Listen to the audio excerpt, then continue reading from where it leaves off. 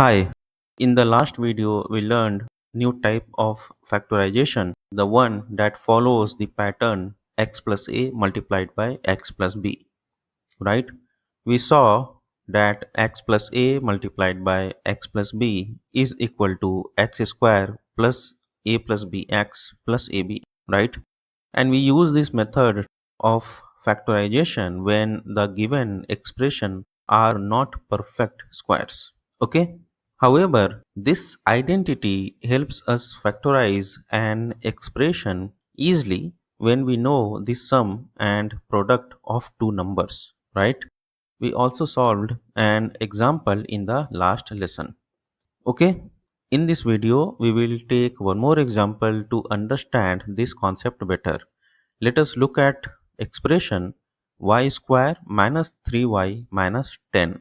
In this example, the constant term 10 is not a perfect square, right? So, this expression does not fit in the forms of a plus b whole square, a minus b whole square, or a square minus b square, right? I have already explained factorization using these algebraic identities with examples in my earlier videos, right? I will share the links in the description of this video. Okay, this expression, that is y square minus 3y minus 10, follows a very useful identity, that is x plus a multiplied by x plus b is equal to x square plus in a bracket a plus b multiplied by x plus ab, right? So let us learn how to factorize this.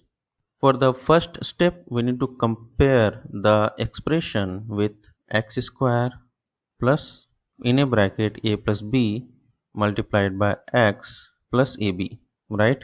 I need to compare this with y square minus 3y minus 10.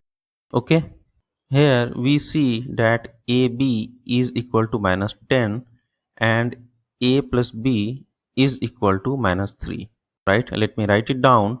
AB is equal to minus 10 and A plus B is equal to minus 3. Okay, now we need two numbers whose sum is minus 3 and product is minus 10, right? Let us try A is equal to 3 and B is equal to minus 6. Okay. So for these values, their sum, that is A plus B, is equal to 3 minus 6, that is minus 3, right? Which is correct. We are looking for two numbers whose sum is minus 3 and we got minus 3, and their product, that is AB, this is equal to 3 multiplied by minus 6, this is minus 18, right? We are looking for a product of minus 10, right? But what we got is minus 18. So these values of A and B, that is A is equal to 3 and B is equal to minus 6, will not work. Okay, let us try with different values. Let us say A is equal to minus 5 and B is equal to 2, right? So here A plus B, this is equal to minus 5 plus 2, that is minus 3, and we are looking for minus 3, the sum of two numbers, and AB, that is the product, is equal to minus 5 multiplied by 2, that is minus 10. This is exactly what we are looking for. Their sum is minus 3 and their product is minus 10, right? So we can say that y square minus 3y minus 10, this is equal to y square plus in a bracket minus 5 plus 2 multiplied by y minus 10, right? So here we have a, which is equal to minus 5, and b, which is equal to 2. Okay, so in the factorized form it will be x plus a multiplied by x plus b, right? Let us replace a and b with the constants we found. So this becomes x plus a, we have variable y, right? So for x, I will write y. X plus a will become x is y and a is minus 5, right? And for the x plus b, I will have y and b is 2, right?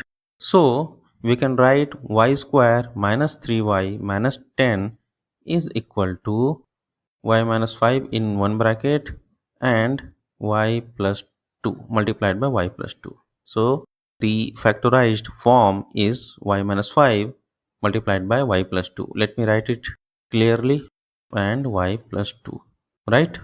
So to factorize an expression like x square plus px plus q, we need to find two numbers whose product is q and sum is p, right? And then we need to write the expression as x plus a multiplied by x plus b, and then we can also verify the answer by expanding it to check if it matches the original expression, right? So you have learned how to factorize expressions using x plus a multiplied by x plus b pattern. In the next video, we will look at more examples, right? Thanks for watching.